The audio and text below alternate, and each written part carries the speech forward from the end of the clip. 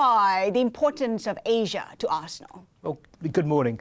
Well, Asia is critical for Arsenal. As you said, we think that a third, if not more, of our fans come from Asia.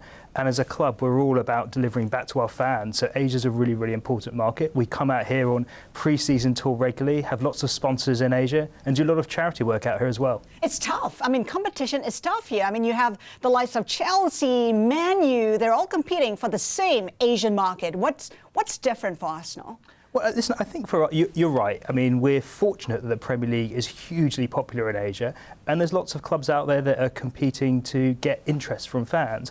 I think for us at Arsenal, we're really focused on not just the numbers of our fans, but also how we can engage with them closely, learn more about them, and then be able to communicate with them in ways that are relevant to them.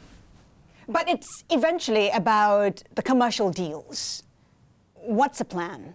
How do you garner more of the Asian market? I mean, China, for instance. Well, it's all based around the size of the fan base. So you talked about it earlier. We've got a huge fan base out here in Asia. And there's really three things that we focus on. Asian brands in Asia that want to get bigger in Asia. So brands like Gansberg, who we did a partnership deal recently.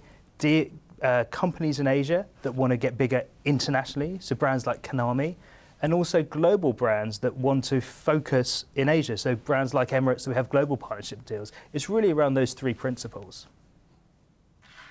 Vinai, okay, a third of the fan base is in Asia, but the big challenge you guys have is how do you monetize it? What steps are you doing to actually be able to realize that potential, the huge potential? All football clubs have this problem in this part of the world. In fact, globally speaking, it's something like 30 or 40p or something per follower. Tell me about it.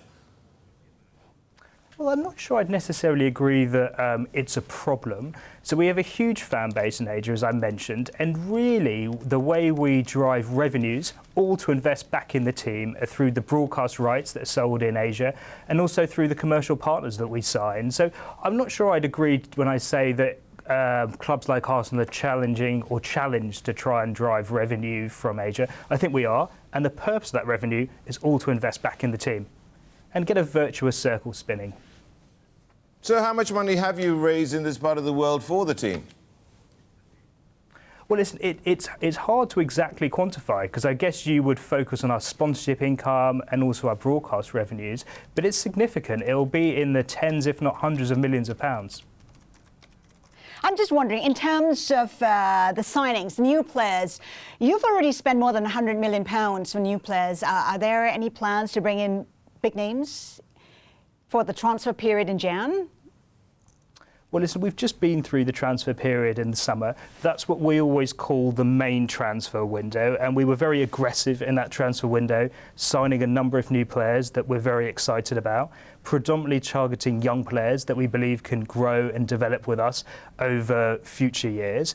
When we look forward to January, we'll see when January comes. I'd say that we always treat the summer window as being the more strategic window, and the January window being the one where you need to be a bit more tactical, maybe responding to an injury or another demand. But really our work is done in the summer, and we're really pleased with what we did this summer. You already have Aubameyang as a striker. Perhaps you need a defender now.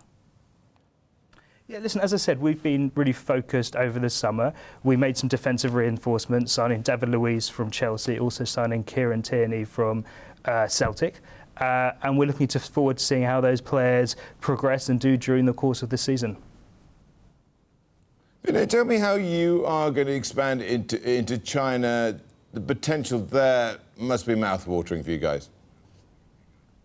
Well, you're absolutely right. The potential in China is huge. The game is only growing there. And if you look at the fan numbers that Arsenal have in China from 10, 15 years ago through to today, the numbers are growing really, really rapidly.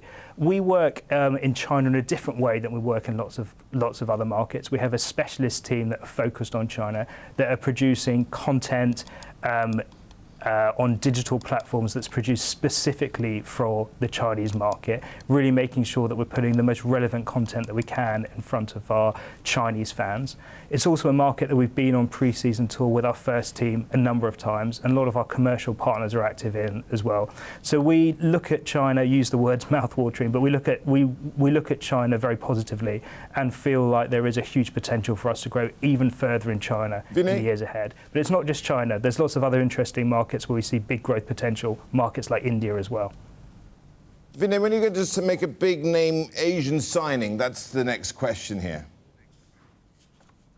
Well, listen, the signings that we look for are players that we believe are going to make the biggest impact on the pitch from a sporting perspective. We don't look into the nationalities when we're making players. It's all being done for sporting reasons. So that's always the lens we look at when we're signing players.